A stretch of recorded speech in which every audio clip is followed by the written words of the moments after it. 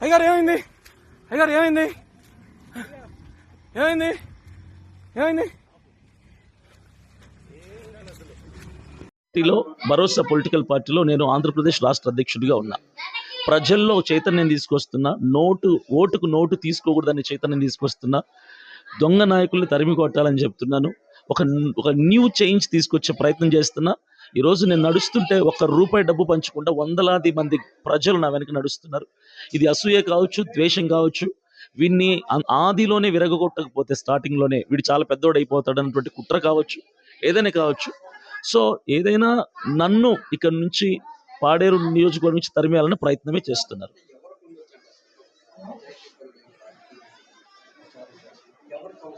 నేనైతే పర్టికులర్ పలానా పార్టీ అని పలానా నాయకుడు నేను పేరు చెప్పను. నాకు ఒకవేళ నా మనసులోనే నేను చెప్పను, అది నాకు సరికాదు కాబట్టి. నాకు లేదు.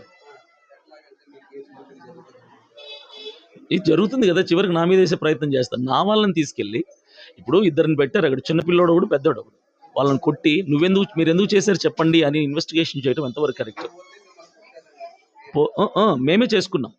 మేమే చేసుకున్నామని చెప్తున్నారు. ఇప్పుడు ఉదయం ఫోన్ చేశారు, అక్కడ ఉన్నటువంటి పాస్టర్లు కొంతమంది ఫోన్ చేసి జాన్ బెనెడీ, సుదర్శన్ వచ్చేసారు వైజాగ్కి, పోలీసు వాళ్ళు చెప్పారు, వదిలేశారంట చెప్పారు. తర్వాత కాసేపటికి మా పర్సన్ అక్కడ ఫోన్ చేసి మేము ఇంకా స్టేషన్లోనే ఉన్నాం, మమ్మల్ని కొట్టారని చెప్పారు. పోలీసులు డబుల్ గేమ్ ఆడుతున్నారు. పంపించేసాం, వదిలేసాం, వాళ్ళని వైజాగ్ వెళ్ళిపోయారంటున్నారు. చూస్తేమో స్టేషన్లోనే కూర్చోను. ఇదేం గేమ్ అండి? ఇది ఎంతవరకు ఇట్లా అన్యాయం చేస్తారు? ఎంతవరకు ఇలాంటి కుట్రలు చేస్తారు? ఏదైనా సృష్టిస్తారు. ఇప్పుడు ప్రవీణ్ పగడాల విషయంలో సీసీ ఫుటేజ్లు పుట్టించి తాగుబోతాడని నిరూపించిన వాళ్ళు ఈరోజు నా మీద ఇంత చిన్న సమస్యని నా మీద నెట్టేయలేరా? అన్ని వాళ్ళ చేతుల్లోనూ, నా చేతుల్లో ఏం లేదు కదా, ఒక సామాన్యుడిని అంతే.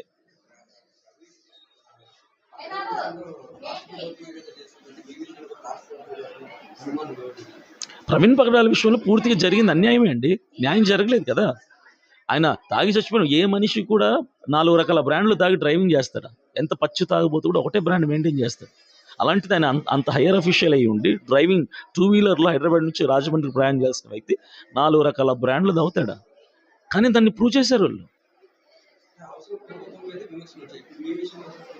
ఖచ్చితంగా నేను చెప్తానండి, ఇది నా మీద రుద్ది అంటే ప్రవీణ్ పగడాల మీద ఎలాగైతే నిందేశారో ఈరోజు అభినయ దర్శన్ కూడా నిందేసి అందరూ దొంగలే, పాస్టర్లు దొంగలే అన్నటువంటి ప్రయత్నం చేసే కుట్ర చేస్తున్నారండి. ఇది ఖచ్చితంగా కుట్రే. సార్ నేను ప్రభుత్వం నేను చెప్పనండి, డిపార్ట్మెంట్ పైన ఎవరున్నారో వాళ్ళు చేస్తున్నారు, వాళ్ళ పైన ఎవరు చేస్తున్నారు, ఎవరు చేయిస్తున్నారో నాకు తెలియదు. మొత్తానికి కుట్ర చేస్తున్నారు, లేని నింద నా మీద వేసే ప్రయత్నం చేస్తున్నారు. చేయనివ్వండి. నేను ఒకటి చెప్తా, సింహం వేటాడడం అయితే ఆగదు, గాయపడిన సింహం ఇంకా కసితో వేటాడుతా తప్ప వెనకడుగు వేయదు. ఈరోజు నేను గాయపడ్డాను, నన్ను వెళ్ళగొట్టే ప్రయత్నం చేస్తున్నారు, నేను వెళ్ళను. మరలా నేను కొంచెం రికవర్ అవ్వగానే అదే పాడేరు నియోజకవర్గంలో అడుగు పెడతా, అవే గ్రామాల్లో పల్లె తిరుగుతా, పర్యటిస్తా, సమస్యలను వెలికి తీస్తా, ప్రభుత్వ అధికారులను నిలదీసి ప్రశ్నిస్తా. నా వైఖరి మారదు.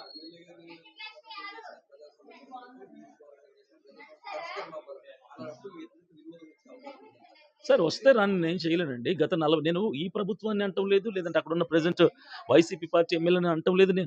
నేను అంటుంది 40-50 సంవత్సరాలకు డెవలప్మెంట్ లేదు ఏ గ్రామంలో. నేను ప్రతి పార్టీని అంటున్నా, ప్రతి ప్రభుత్వాన్ని అంటున్నా, ప్రతి నాయకుడిని అంటున్నా. ఎవరు మారినా అందరు ప్రభుత్వాలు మారుతున్నాయి, పార్టీలు మారుతున్నాయి, నాయకులు మారుతున్నారు, కానీ గ్రామాల్లో పరిస్థితులు మారటం లేదు.